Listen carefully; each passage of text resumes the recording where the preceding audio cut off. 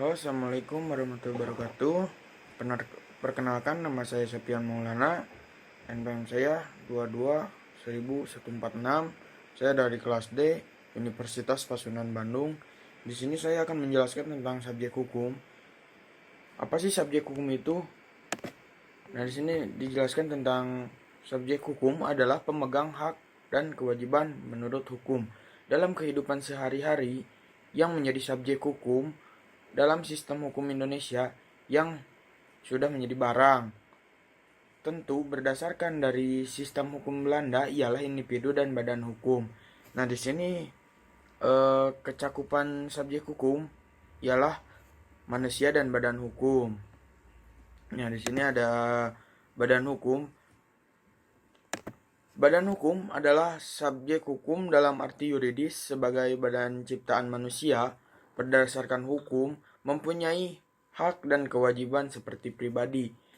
Dan badan hukum pula terbagi menjadi dua, yaitu badan hukum publik dan badan hukum privat. Badan hukum publik itu ada menjadi tiga, yaitu negara, pemerintahan daerah, Bank Indonesia, dan badan hukum privat, PT, koperasi, dan yayasan. Nah, kita masuk ke cakapan dan tidak cakap hukum. Di sini ada cakap hukum menurut pasal 1330 KUH Perdata, dewasa berusia 21 tahun. Belum berusia 21 tahun tetapi sudah menikah, tidak berada di bawah pengampuan. Nah, itu yang saya tadi baca adalah cakap hukum. Nah, di sini ada yang tidak cakap hukum. Pasal 1331 KUH Perdata, orang yang belum dewasa, sakit ingatan, orang yang berada dalam pengampuan. Nah, jadi yang saya tadi sudah sampaikan, kecakapan hukum dan tidak cakap hukum.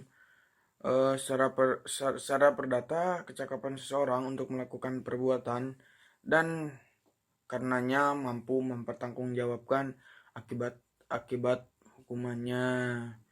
Jadi seseorang yang sudah cakap pasti mampu mempertanggungjawabkan akibat hukumnya. Nah, di sini ada contoh kasus.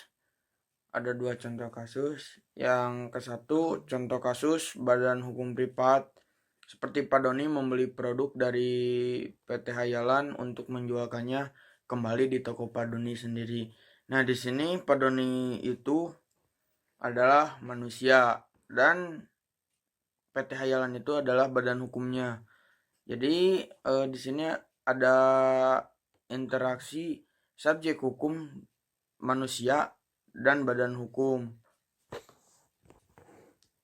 Nah, di sini ada contoh kasus kedua, yaitu contoh kasus badan hukum publik.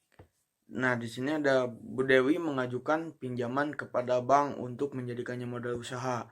Nah, di sini itu Bu Dewi ini yaitu subjek manusia dan di sini ada bank yaitu badan hukumnya atau objeknya. Nah, mungkin sekian dari saya penjelasannya. Mungkin ada salah-salah kata atau salah-salah penulisan. Mungkin segitu yang saya bisa sampaikan. Wassalamualaikum warahmatullahi wabarakatuh.